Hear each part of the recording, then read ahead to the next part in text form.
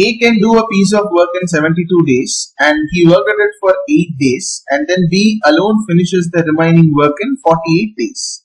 In how many days will A and B finish the work by working together? Before we solve the question, I hope that you have already watched all the concept videos on time and work plus the model questions on time and work.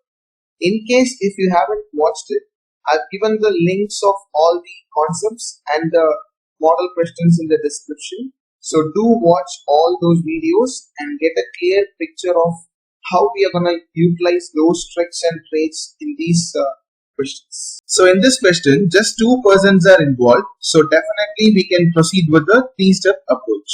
So let's start with the step 1, where we'll have to find out the total number of units, right? So A completes the job in 72 days, right? And if we look into B, how much time does B take to complete the whole job? It's not given. They've given the information about the time taken by B to complete a part of the work, right? So we cannot use that in our first step to find out the LCM, because in step 1, we are trying to find out the total number of units, right? So the only information which is given for us about the time taken for the total completion of the job is A's unit, right? So let's find out the LCM of 72. And what is the LCM of a single number? The number itself. So the LCM of 72 is 72. So the total number of units to be completed in this work process is 72, right? And moving on to the step 2. A completes 72 units in 72 days of time, right? So how many units will A complete in one day? 72 upon 72, that's going to be 1 units per day, right? Now moving on to the third and the final step, which is proceed as per the question. Let's read the question line by line. So let's start with, he worked at it for 8 days, which means it's about A, right? So we know that A can complete 1 unit in a single day. If A is going to work for 8 days, how many units will A complete? 1 8 sir. 8 units will be completed by A, right? And then B alone finishes the remaining work in 48 days. So what is the remaining work after these 8 days? Out of 72 units of work, A completes 8 units, which means the remaining units of work is 64 units, right?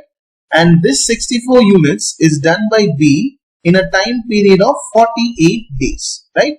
From this, we can find out the number of units completed by B in one day. And let's try dividing by 48 on both sides so that we'll get the information for one day. So if we do this, we are going to get in one day, B will be completing 64 upon 48 units, which can be simplified as 4 by 3 units, right? So B can complete 4 by 3 units per day, right?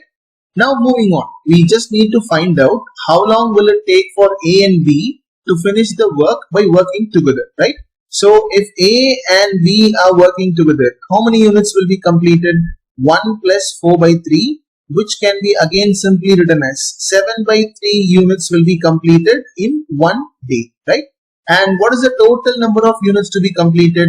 72 units, right? So let's see how long will they take to complete. So 72 divided by 7 upon 3, and let's switch over the 3 to the top, and that's going to give us 216 by 7 days, right?